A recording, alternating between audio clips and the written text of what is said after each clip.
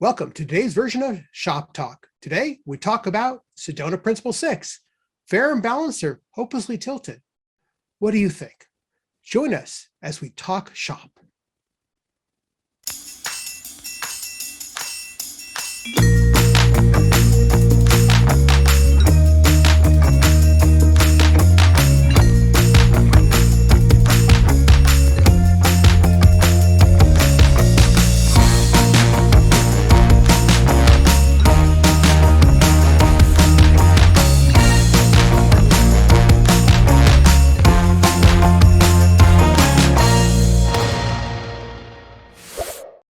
So we're discussing Sedona Principle 6 today. And for those of you who aren't aware what Sedona Principle 6 is, we're going to go in and give you an overview of what it looks like, why it's important, and in some senses, why it's controversial. So Eric, you have a little bit of experience with Sedona Principle 6. All of us do. You have a little bit more than a little experience. Tell us about your familiarity with Sedona Principle 6, and then we're going to go into the why and the controversial. So I was a member of the drafting team for the Sedona Principle Third Edition, and I worked with a gentleman named Dean Kuckelman. We were assigned to look at Sedona Principle 6 and provide leadership in the redrafting of the principle and the commentaries. So I was very deeply involved in this process for the third edition of the principles. Yeah, and in a nutshell, what does Sedona Principle 6 provide, Tara? It provides that responding parties are best situated to assess how to comply with their discovery obligations. It certainly accepts the premise that as officers of the court will fulfill our duty of competence and that attorneys will do their diligence. They'll find out what options are available for the different parts of discovery. They'll make sure they understand them and what they need to know if they make a selection, and then they will decide what best fits the needs of their client for that matter.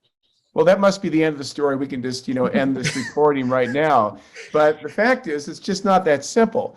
And because while the responding party will say, look, I deserve my quiet and secluded corner in which to work and handle my client's document retrieval and preservation and review and production process, inevitably the requesting party, especially a sophisticated requesting party, and her counsel are going to say, we want to know what's going on.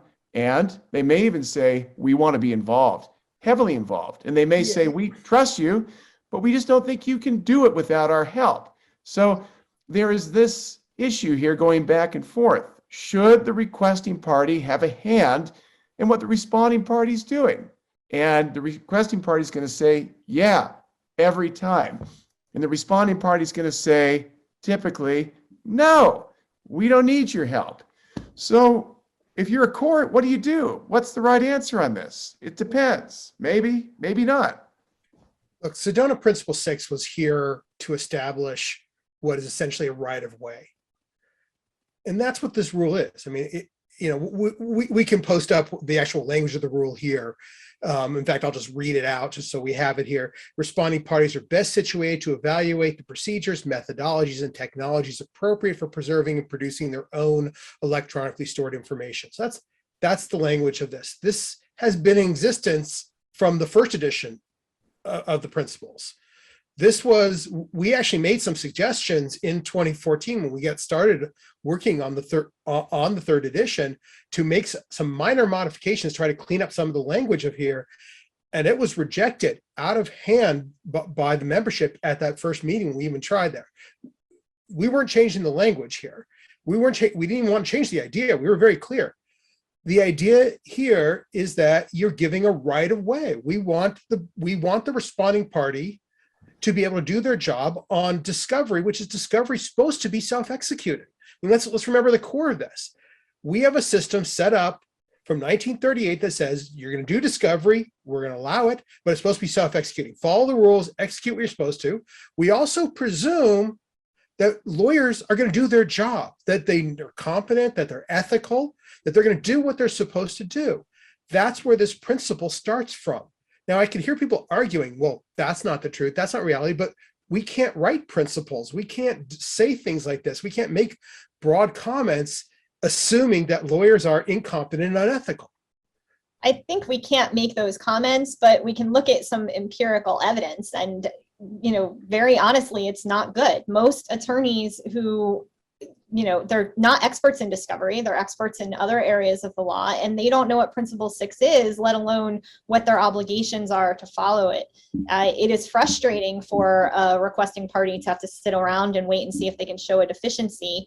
Just, with our consulting practice, we're often on the front line of meet and confers. And I do feel like in general, we add more value when we are working with plaintiff side than defense side, not because there isn't plenty of value to be added on the defense side on providing transparency and good process, but because you see how badly opposing parties are often preparing to do discovery when they're willing to provide that information. When you're on the plaintiff side, you run into counsel who are going to use the wrong tools, collect the wrong data, run search processes the wrong way. They don't understand metrics. They have no intention of checking things or testing things. And that's not good process. And that is, I think, what the majority of people are doing. Yeah, I appreciate that point, Tara. I'm a strong believer in Sedona Principle 6. I do think a responding party needs that quiet and secluded corner, almost like the work product doctrine. And that is what the First Circuit characterized the work product doctrine as almost 40 years ago. They characterized it as a quiet and secluded corner in which to do work as a lawyer without being bothered by adversaries. And a responding party needs that space. But at the same time, the process that the responding party is developing needs to be reasonable. And I see this issue from both sides of the V. I've litigated this issue on the plaintiff side and on the defendant side in private practice, and I've consulted on either side of the V regarding these particular issues. And I do see the importance of making sure the process is reasonable. And Judge Francis, in his report and recommendation as a special master in the diisocyanates case a few months ago, emphasized this point. He acknowledged the primacy of Sedona Principle 6, while at the same time indicating that, yes, the processes being used by the responding party must be reasonable. So there has to be some sort of balance here on these particular issues. Can they be balanced in a particular case without them skewing too much to the requesting party side, where it's getting into that quiet, secluded corner and creating more problems, but can it not necessarily skew too far to the responding party side, where there may be a question of incompetence, inability to execute, or just simply there could be even a nefarious nature to what's going on and hiding evidence. And that does go on from time to time, though that, from my perspective, is the exception to the rule. Yeah, Phil, Go ahead, Eric. Thanks. I think the real crux to me of this, and by the way, I've litigated on both sides of this as well. The crux to me is this: where's the line between what do I have to do in order to show that there's a deficiency, in order to be able to get some degree of, and I hate to use the term, but we use it, discovery on discovery. At which point can I say, hey, show me at least some of your process? I really strongly believe that that can't be the default. Like, the default cannot be you always have to show your process. You always have to turn over your work product. We don't do that. When we're doing reviews on paper, we never said, hey, show me your review manual. That never happened. It just, we're asked for so much. And you plaintiffs bar a lot of time asking for all these things, and I don't think that they have a right to that. But I also think that there has to be a better line than I think what we have now, in terms of at which point do I get to say, hey, show me something. Yes. Yeah. I think that I wanted to go back to Phil's raising diisocyanates. I think it's one thing for a requesting party to try to dictate what platform the other party is going to use for review. There are certain things that shouldn't be dictated, and I mean, nothing should be dictated, but I don't think that is going to have a huge impact on what comes out the other end.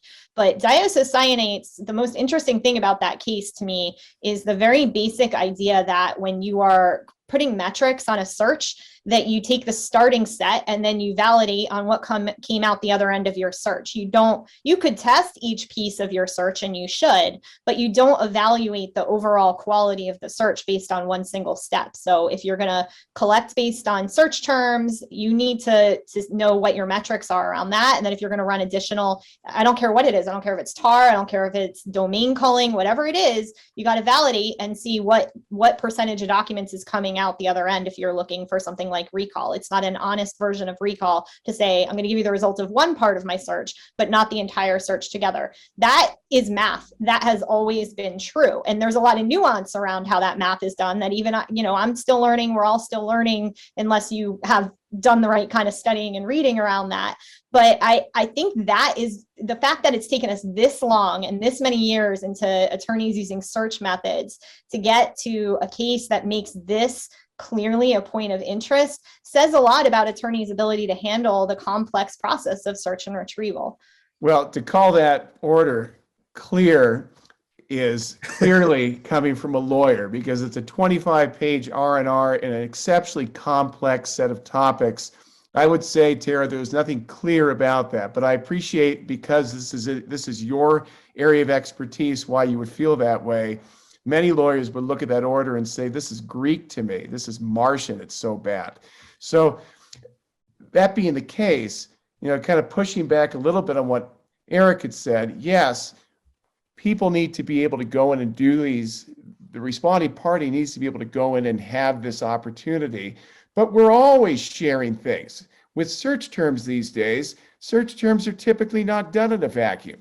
Many courts have local rules requiring the parties to engage in quality assurance matters, which requires the sharing of metrics and samples that have been coded and so forth. So there is no truly quiet and secluded corner in which to do our work.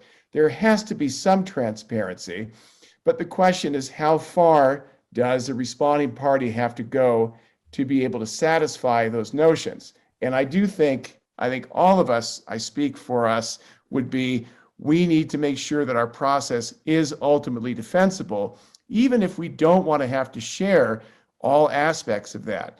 And we shouldn't necessarily have to do that. Think about Judge Parker in the Winfield versus New York City case. She was not going to require the responding party in that case to disclose every aspect of its TAR workflow. She found that particular aspect of the workflow was work product.